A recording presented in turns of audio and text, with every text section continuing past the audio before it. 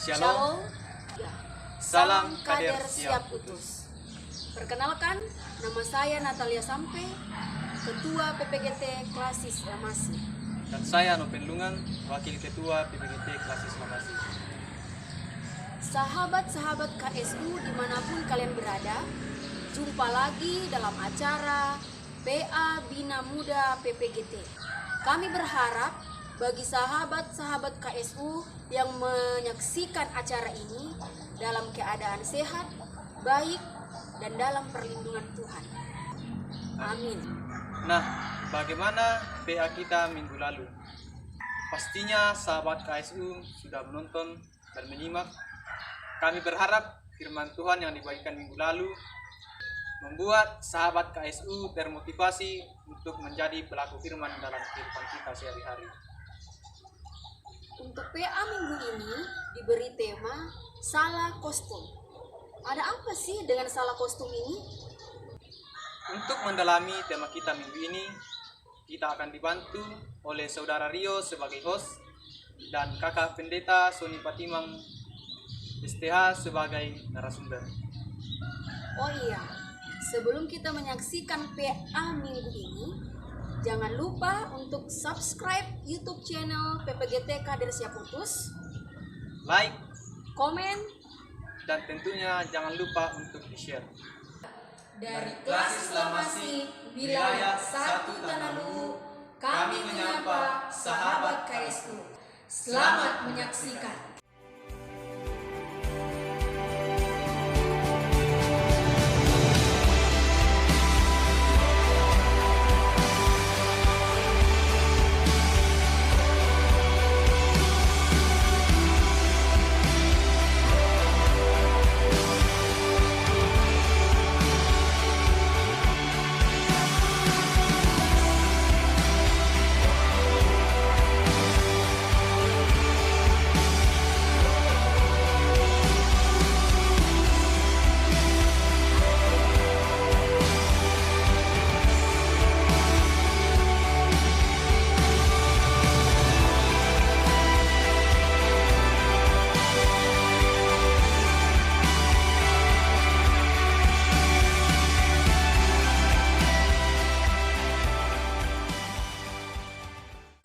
Shalom sahabat-sahabat kader siap utus dimanapun kalian berada. Sekarang ini saya sudah bersama dengan Bapak Pendeta Sony Patimang STH. Apa kabar Pak? Kabar baik. Puji Tuhan. Ya. Bapak Pendeta juga melayani di 3 gereja sekaligus, yaitu Jemaat Padang Pasang, Jemaat Setirejo, dan juga Jemaat Pausingki. Juga sekaligus menjadi Ketua BPK Klasis Lamasi. Ya. Pada PA Bina Muda minggu ini, yang bertemakan yaitu salah kostum. Sebelum kita bersama-sama merenungkan firman Tuhan, mari kita mengangkat satu pujian yang berjudul Aku Hendak Bersyukur kepada Tuhan, dan akan dilanjutkan doa oleh Bapak Pendeta.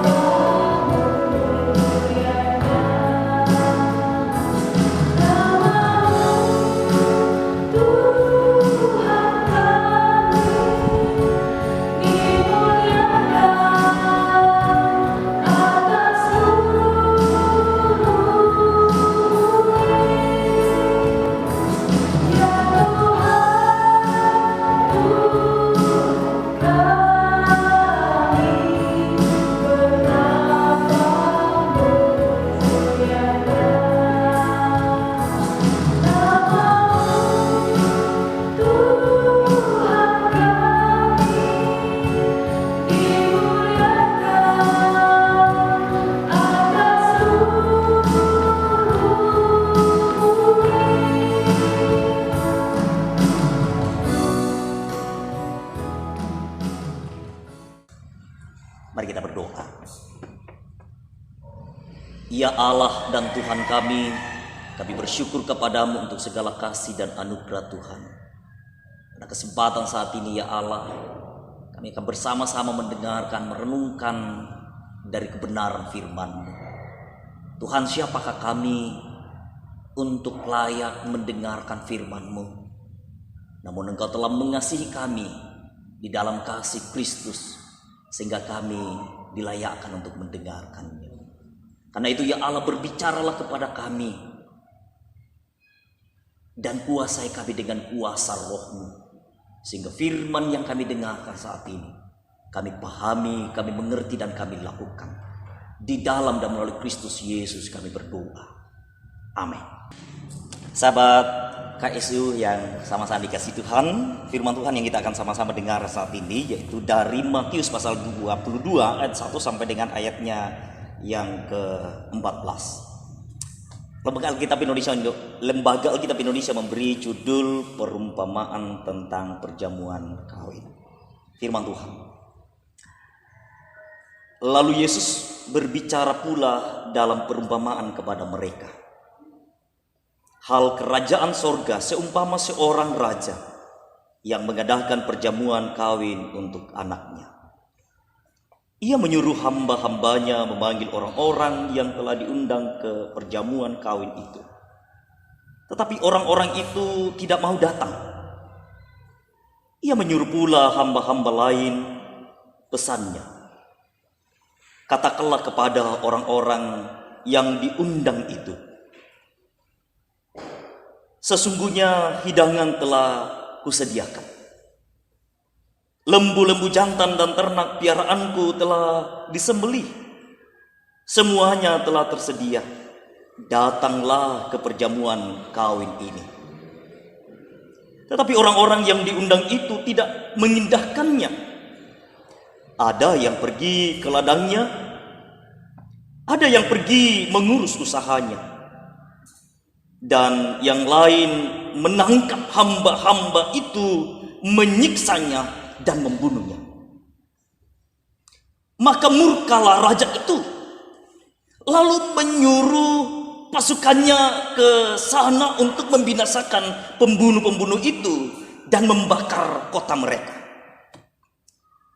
Sesudah itu ia berkata kepada hamba-hambanya, perjamuan kawin telah tersedia, tetapi orang-orang yang diundang tidak layak untuk itu. Sebab itu pergilah ke persimpangan-persimpangan jalan dan undanglah setiap orang yang kamu jumpai di sana ke perjamuan kawin itu. Maka pergilah hamba-hamba itu dan mereka mengumpulkan semua orang yang dijumpainya di jalan-jalan. Orang yang jahat dan orang-orang baik, sehingga penuhlah ruangan perjamuan kawin itu dengan tamu.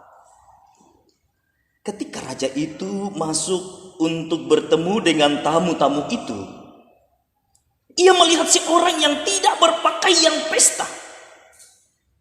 Ia berkata kepadanya, "Hai saudara, bagaimana engkau masuk kemari dengan tidak mengenakan pakaian pesta?" Tetapi orang itu diam saja. Lalu kata raja itu kepada hamba-hambanya, "Ikatlah kaki dan tangannya dan campakkanlah orang itu ke dalam kegelapan yang paling gelap. Di sanalah akan terdapat ratap dan kertak gigi. Sebab banyak yang dipanggil, tetapi sedikit yang dipilih." Amin. Firman Tuhan. Berbahagia kita yang mendengarkan firman Tuhan lalu memperlakukan di dalam hidup ini. Kawan-kawan KSU, menarik sekali dari pembacaan ini, dan kita akan merenungkan dalam satu tema, yaitu salat kostum. Pernahkah kawan-kawan, sahabat-sahabat KSU salah kostum di salah satu acara. Atau paling tidak ketika berjumpa dengan kawan-kawan dan tiba-tiba kau menggunakan kostum yang salah. Kira-kira bagaimana perasaan sahabat KSU waktu berada pada situasi seperti itu? Nah, menarik dalam pembacaan kita ini. Ada seorang raja yang mengadakan suatu pesta perkawinan. Dan dalam bagian ini ternyata yang dimaksudkan Yesus dalam perumpamaannya ini adalah bukan pesta yang sembarangan, sahabat KSU. Tetapi dia mau menggambarkan bagaimana sorga itu. Di ayat yang kedua sangat jelas di situ mengatakan hal kerajaan sorga seumpama seorang raja. Wah, seorang raja yang mengadakan perjamuan kawin untuk anaknya. Dia mau acara ini begitu meriah sehingga dia mengundang para tamu untuk hadir, menyampaikan hal itu kepada tamu-tamunya supaya hadir dalam pesta yang diadakan itu, pesta perkawinan itu. Tapi celakanya, sahabat KSU, orang-orang yang diundang ini tidak datang, padahal segala sesuatunya sudah disiapkan. Dia sudah menyiapkan segala sesuatunya. Dikatakan di ayat 4, telah kusediakan lembu-lembu jantan dan ternak peliharaanku. Bukan dia ambil dari orang lain, tapi dia mengambil dari bagian sendiri yang telah disembelih. Apa semua itu? Dia mengambil lembu-lembu jantan,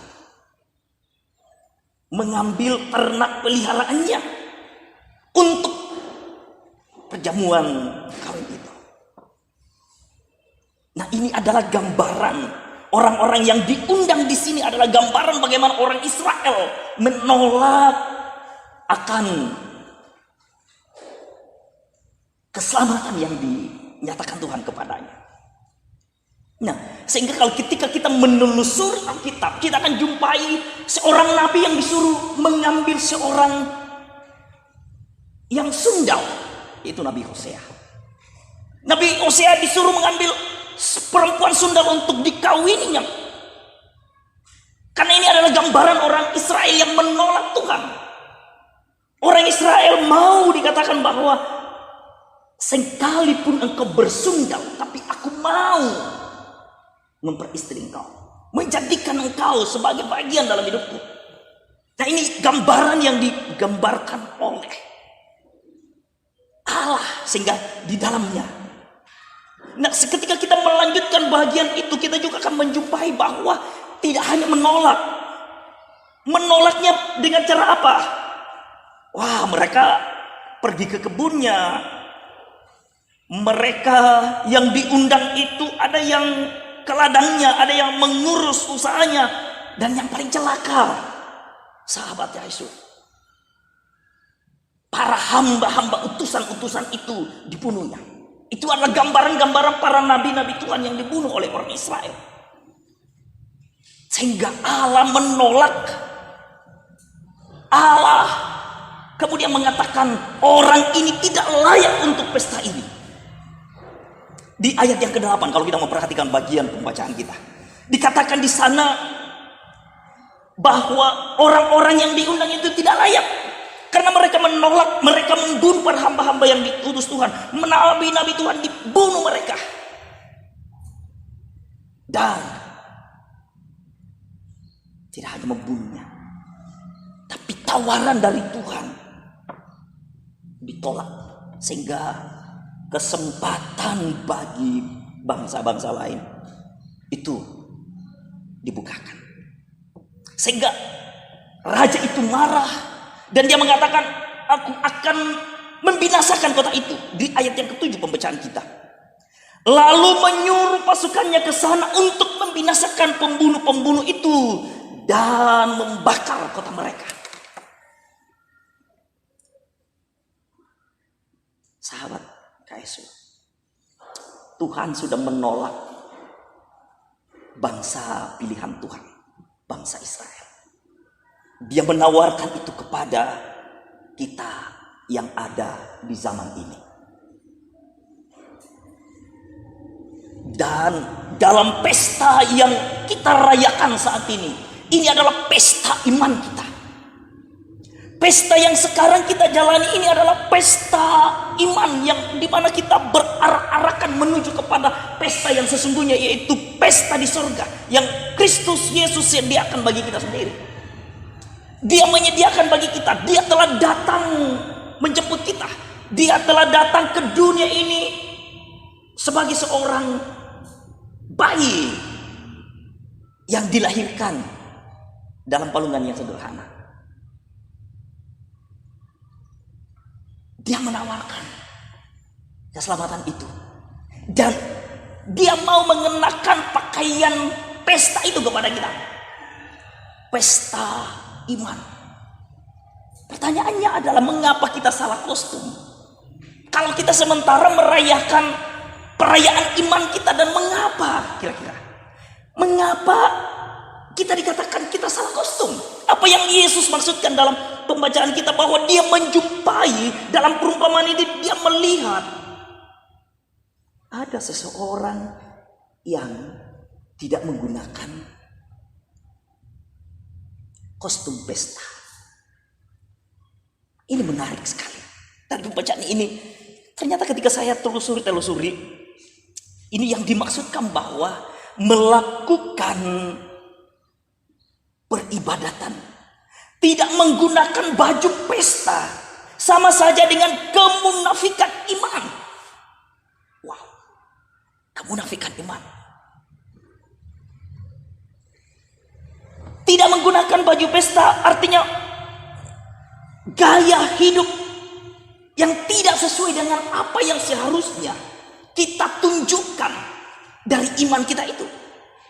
Kita ini kan orang-orang yang berpesta iman, tetapi kita tidak mengenakan baju iman itu. Kita tidak menggunakan baju iman. Gaya hidup kita beda dengan apa yang kita nyatakan di tengah-tengah hidup ini. Kita munafik. Kelihatannya kita rohani, tetapi sebenarnya jauh ke dalam. Kalau mau ditelusuri, kita bukan orang-orang beriman. Kita bukan orang-orang yang menampakkan yang sebenarnya yang Tuhan mau dalam hidup ini. Nah, kalau kita mau menelusuri Alkitab di kitab Wahyu pasal yang ke 3 ayat 5, saya akan bukakan untuk kita.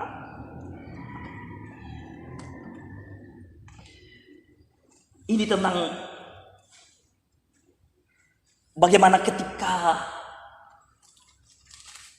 dunia diakhiri,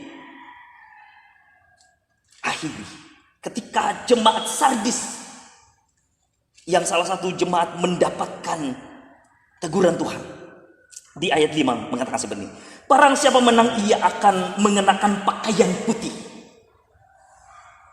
Yang demikian aku tidak akan menghapus namanya dari kitab kehidupan, melainkan aku akan mengaku namanya di hadapan Bapakku dan di hadapan para malaikatnya.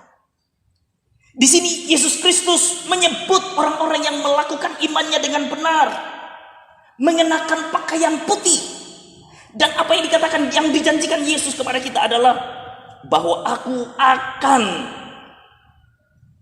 mengaku di hadapan Bapakku dan di hadapan para malaikatnya. Di bagian atas dia mengatakan seperti ini, aku tidak akan menghapus namanya dari kitab kehidupan.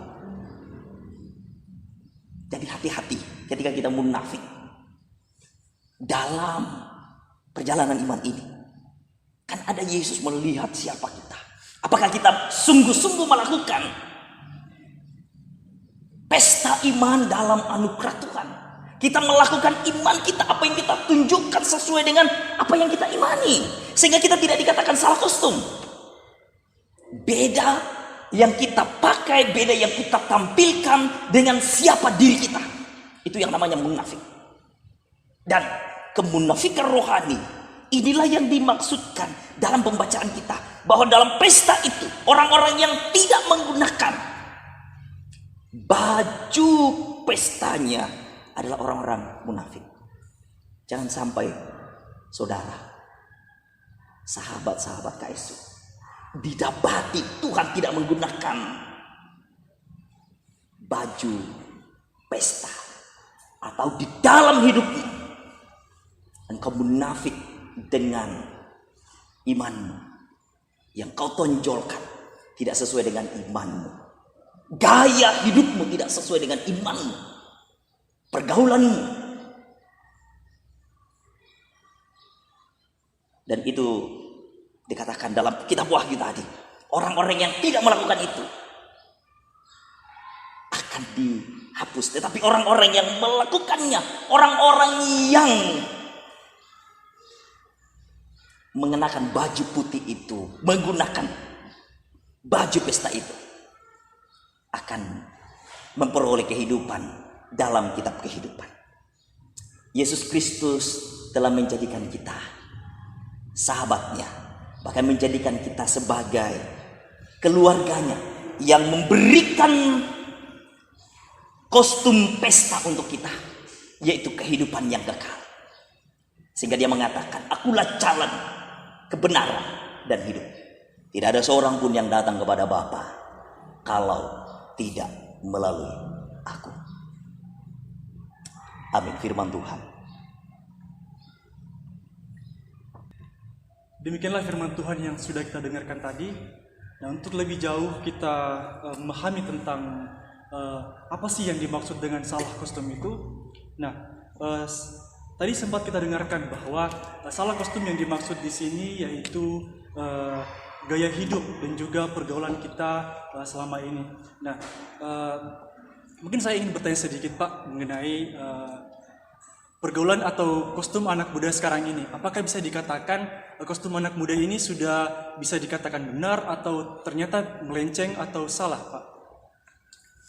Ya, terima kasih Rio. Ini bukan hanya soal kostum ya yang dimaksudkan di dalam bagian ini, tetapi gaya hidup, karakter kita. Seharusnya kita berkarakter Kristus. Tetapi yang kita tonjolkan adalah gaya duniawi kayak gitu.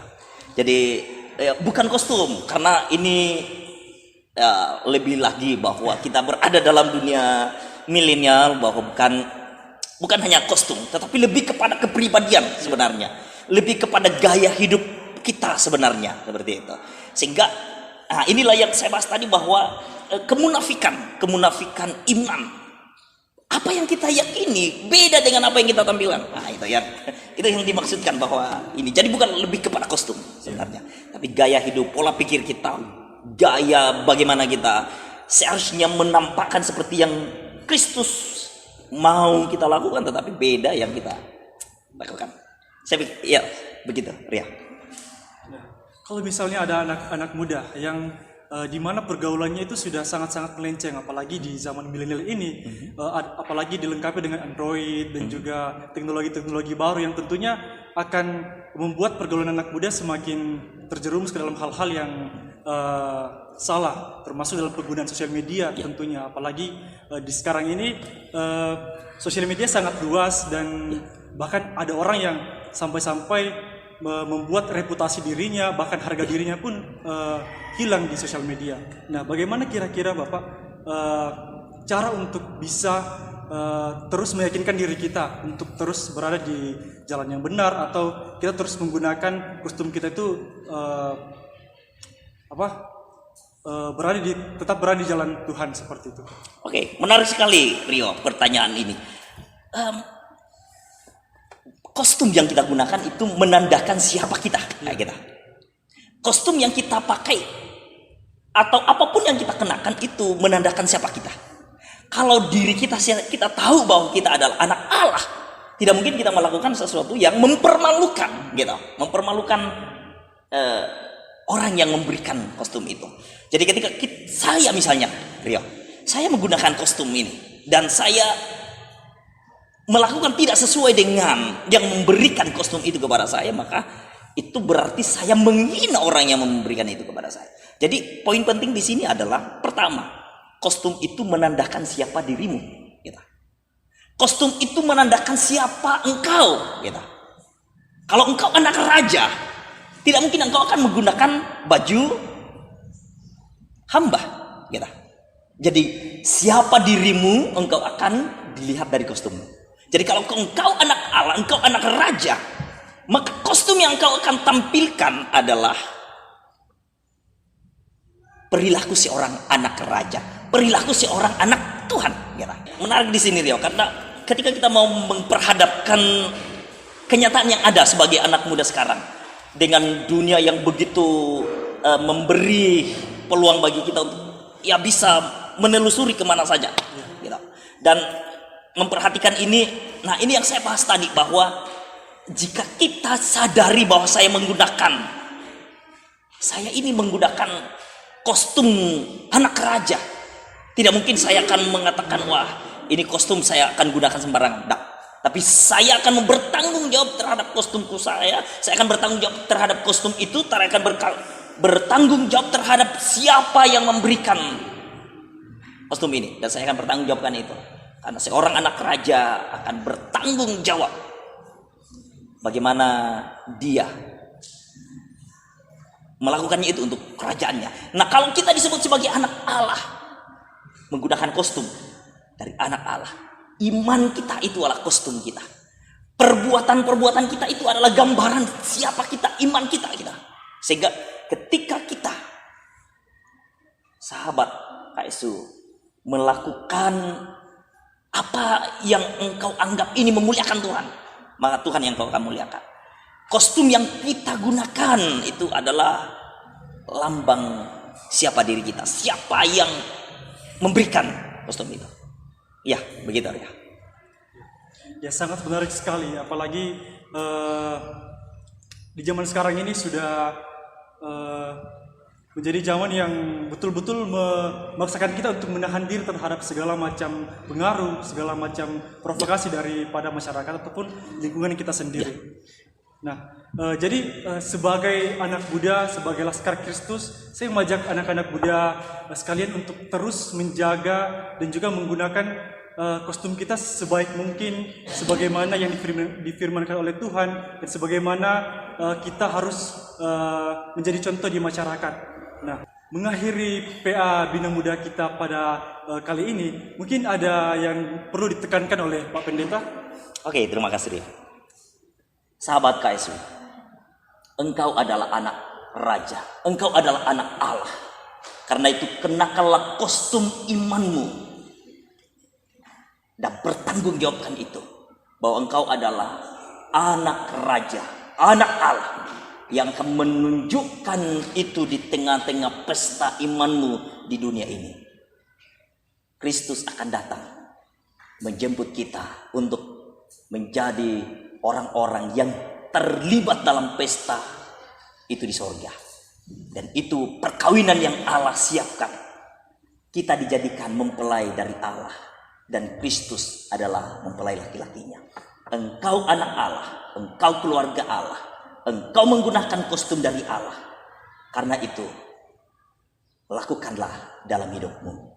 Jangan salah kostum, tapi terus pakai kostum imanmu di dalam Kristus Yesus. Amin. Luar biasa sekali pembahasan kita pada hari ini, membahas tentang salah kostum, dan kita berharap bersama-sama agar anak-anak muda bisa menyerap dengan baik dan juga mengimplementasikannya ke dalam kehidupan sehari-hari. Merespon firman Tuhan, mari kita sama-sama mengangkat satu pujian, yaitu apalah arti ibadah.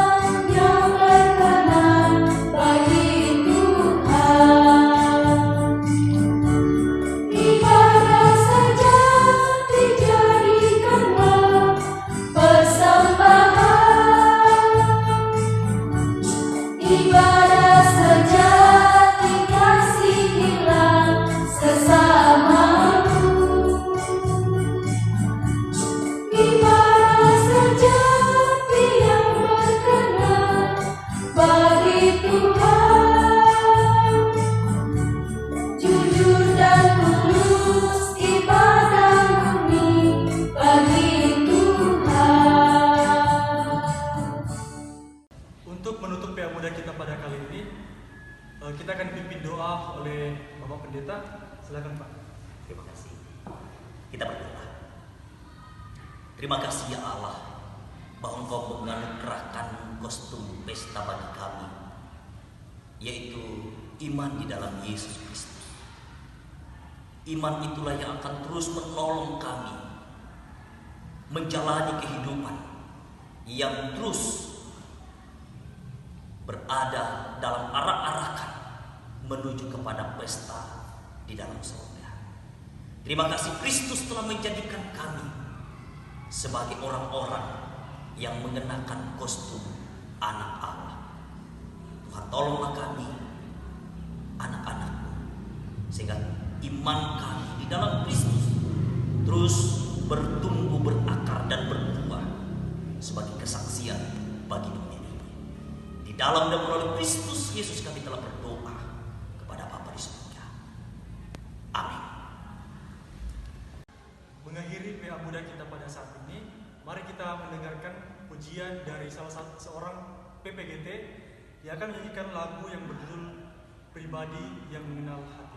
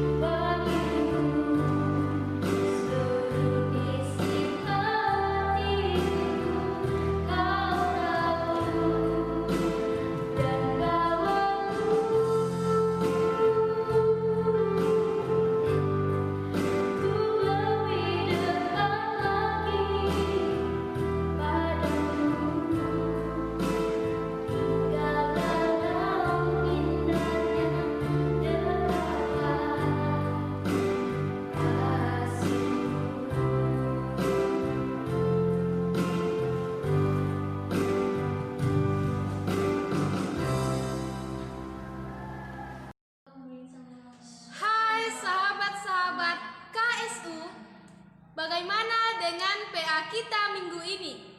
Tentunya ada sesuatu yang bisa kita pelajari dari tema PA minggu ini.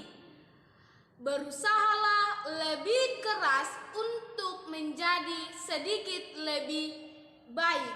Semoga berhasil. Sampai jumpa di lain waktu. Tuhan Yesus memberkati. Salam kader siap putus.